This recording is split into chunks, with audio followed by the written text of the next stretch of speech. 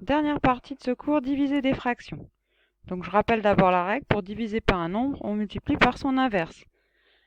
Alors attention, le premier, c'est ne pas confondre opposé et inverse. Par exemple, l'opposé de 2, c'est moins 2. L'opposé de moins 2, c'est 2. C'est un rapport avec la somme qui donne 0. L'inverse de 2, c'est 1 demi. L'inverse de moins 1 demi, c'est moins 2. L'inverse de 2 tiers, c'est 3 demi, parce que tous les produits, 2 fois 1 demi, 2 tiers fois 3 demi, etc., donnent 1. Le signe de l'inverse est le même que celui du nombre de départ, c'est pas comme les opposés. Le deuxième attention, le nombre que l'on divise, lui, ne change pas. Donc on va le faire sur les exemples. C'est parti pour le A. Donc le A, ici, je vous demande 1 demi divisé par 3. Comment est-ce qu'on sait le numérateur et le dénominateur? On regarde attentivement comment sont placés le égal et la barre de fraction. La barre de fraction principale est alignée avec le égal. Donc ici, c'est 1 demi qu'on divise par 3 et c'est pas 1 qu'on divise par 2 tiers, contrairement à ici. Donc je commence par le premier. A. Effectivement, eh bien, on divise 1 demi par 3. Donc je le dis en français, l'idéal c'est de l'écrire. On divise 1 demi par 3, ce qui revient à multiplier 1 demi par l'inverse de 3. Donc ça donne A égale 1 demi fois l'inverse de 3. Alors, normalement, vous ne l'écrivez pas sur la copie, mais vous pouvez au moins le penser. L'inverse de 3. Et quel est l'inverse de 3? On a dit tout à l'heure, attention, c'est pas moins 3, c'est 1 sur 3. Donc ça fait 1 demi fois 1 sur 3. Et là, maintenant, c'est une multiplication standard. 1 fois 1, ça fait 1. 2 fois 3, ça fait 6. On passe au B. Le B, c'est 1 qu'on divise par 2 tiers. Donc comme c'est 1 qu'on divise, on va multiplier 1 par l'inverse de 2 tiers. Et l'inverse de 2 tiers, c'est 3 demi. Ce qui fait en tout, 1 fois 3 demi, ça fait 3 demi. On peut aussi le penser en disant que 1 sur, ça veut dire inverse 2. Donc inverse de 2 tiers, 3 demi. Voilà donc pour ces deux premiers. On continue avec un peu plus compliqué peut-être, quoique, c'est le même genre. Donc on passe à 2 septièmes divisé par 2. Donc là, c'est 2 septièmes qu'on divise par 2, toujours le égal. Donc c'est 2 septièmes fois l'inverse de 2.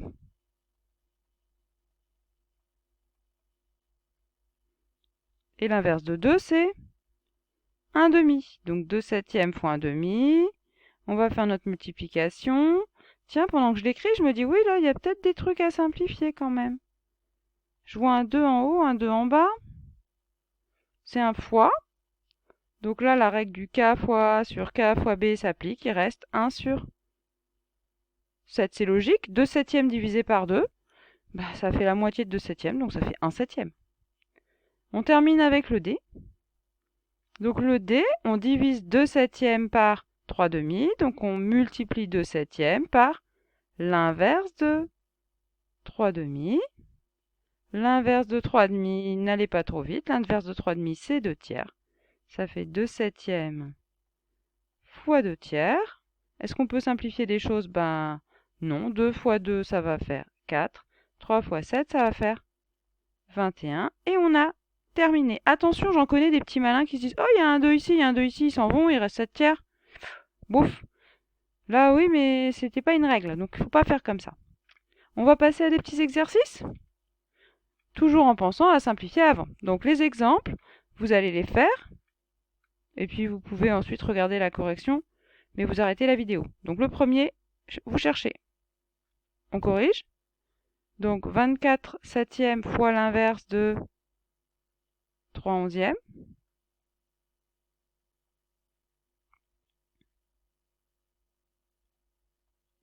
Ce qui fait de 3 onzièmes, j'ai dit.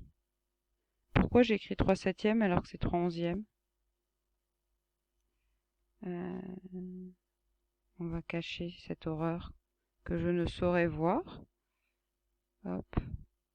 On va le mettre, hop. Et puis oui, on va venir le mettre là, voilà. Et donc, on continue, ça nous fait... Je le remettrai visible tout à l'heure.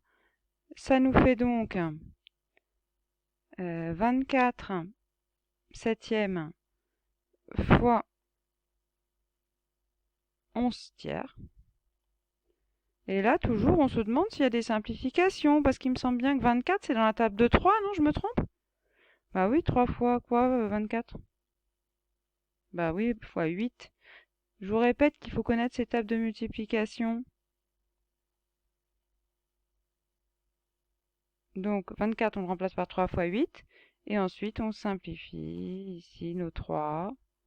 Toc, toc, toc. Et il reste 88 sur 7. C'est pas si simple que ça, donc on est bien content qu'il nous ait fait une simplification. On passe à 35 divisé par 5 septièmes. C'est parti. Donc, on va multiplier 35 par l'inverse de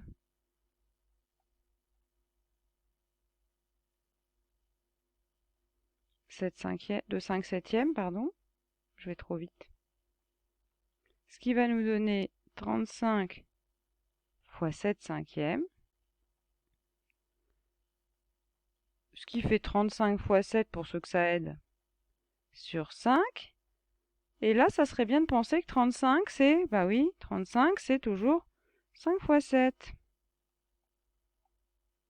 Et donc, bah, on multiplie par 5, on divise par 5, il reste juste 7 fois 7. En fait, ce truc-là, il fait juste 49. Et on passe aux exercices. Vous cherchez le A, vous coupez la vidéo pour le chercher et vous la rallumez juste après. On est prêt? C'est bon? Moi, je prépare les suivants, mais ça vous permet de chercher. Donc, on y va pour le A. Le A, qu'est-ce qu'il nous dit? Il nous dit qu'on divise 2,3 septièmes par 3 dixièmes. Donc, ça revient à multiplier 2,3 septièmes par l'inverse de 3 dixièmes. Je ne vais pas à chaque fois tout écrire. Donc là, on passe à 2,3. On va mettre A égale quand même. Et là, j'ai pas du tout aligné comme je vous ai dit, donc ça va pas aller. On recommence. Vous voyez, il faut bien aligner. Donc je commence par faire mon A, mon égal. Et je vais écrire 2,3 septièmes fois l'inverse de 3 dixièmes, c'est-à-dire 10 tiers.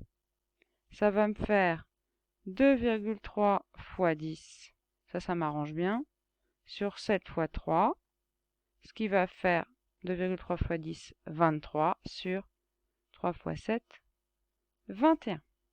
Et on ne peut pas simplifier, on l'aurait vu avant. On passe au B. On corrige. Donc, 5 divisé par 3 cinquièmes, ça veut dire qu'on doit prendre 5 et le multiplier par l'inverse de 3 cinquièmes, c'est-à-dire 5 tiers. Ce qui fait 5 fois 5 tiers. Ce qui fait 5 et 3, il n'y a rien à voir l'un avec l'autre, on ne peut pas simplifier. 25 tiers, on a fini. On passe au C, on arrête évidemment.